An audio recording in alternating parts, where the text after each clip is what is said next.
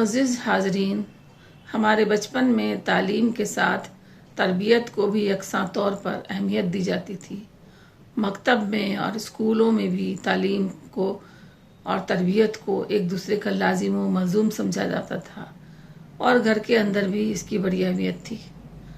کئی لوگ کم تعلیمی یافتہ بھی ہوتے تھے، تب بھی ان کی تربیت کا پورا خیال رکھا جاتا تھا، کیونکہ تربیت ہی آدمی کو انسان بناتی ہے اور اس کے اندر اعلیٰ اخلاقی اقدار، اخلاص، انکساری، بزرگوں کے ساتھ احترام کا رویہ اور عزیزوں کے ساتھ شفقت و محبت کی صفات سے انسان کو تربیت ہی آراستہ کرتی ہے۔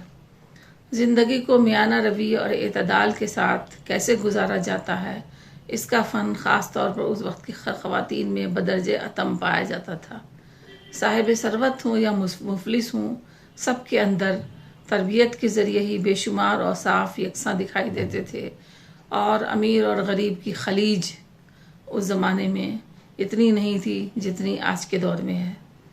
اس وقت یوز اینڈ تھرو کا بھی کوئی تصور نہیں تھا، ہر چیز اس کی آخری سانس تک استعمال کی جاتی تھی۔ کچھ انہی ادوار کی ماؤں کے نام یہ افسانچہ ہے، جس کا عنوان ہے کرب۔ کرب۔ آج دادی طلعت بانو بہت خوش تھیں، اور خوش کیوں نہ ہوتی۔ 1 مہینے بعد ان کے بیٹا بہو امریکہ سے جو لوٹ کر آئے تھے، اتنا ہی نہیں، ان کے پوتے سے بھی مل کر آئے تھے۔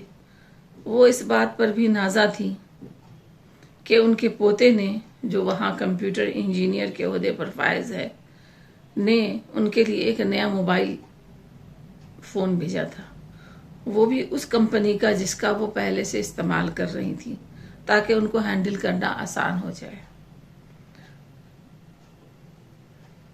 دادا نے خوش ہو کر یہ خبر سب کو سنائی، اور دادی کو پوتے نے موبائل بھیجا ہے، وہ بھی اسمارٹ والا۔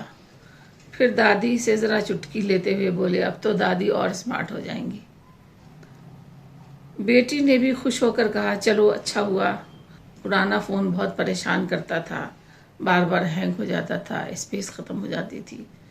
اس پر دادی بولی، پرانا جب تک چلتا ہے چلائیں گے، بعد میں اس نئے والے کو نکالا جائے گا۔ بیٹی نے کہا، بعد میں کیوں نکالیں گی، پرانے کو چھوڑیے، اسی کو استعمال کیجیے۔ مجھے برجستہ 15 سال پرانا ایک اور واقعہ یاد آ گیا، جو بالکل اس سے ملتا جلتا تھا۔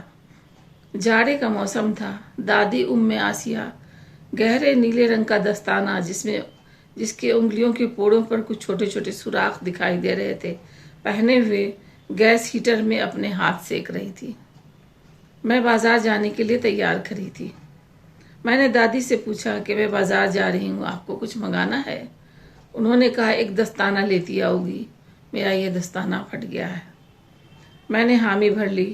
واپس آ کر بالکل میں نے ویسا ہی دستانہ ان کو لا کر دے دیا۔ وہ خوش ہو گئیں اور دعائیں دیں۔ دوسرے دن انہوں نے اسی پرانے والے دستانے کو لا کر مجھے دیا اور کہنے لگیں، اس دستانے میں چھوٹے چھوٹے سوراخ دکھائی دے رہے ہیں، ذرا اس کو سوئی دھاگے سے سل دو۔ میں نے برجستہ کہا، کیوں سل دوں، کل ہی تو نیا دستانہ آیا، آپ اسے پہنے نا۔ وہ رازدارانہ انداز میں بڑے پیار سے بولی،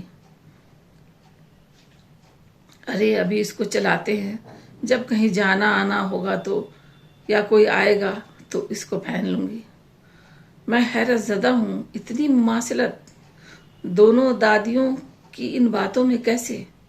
کتنے مشترک ہیں ان کے خیالات، جو زندگی کو صبر و شکر، کفایت شعاری، انکساری اور سلیقے سے بخوبی نبھانے کا اتنا اچھا ہنر جانتی تھی۔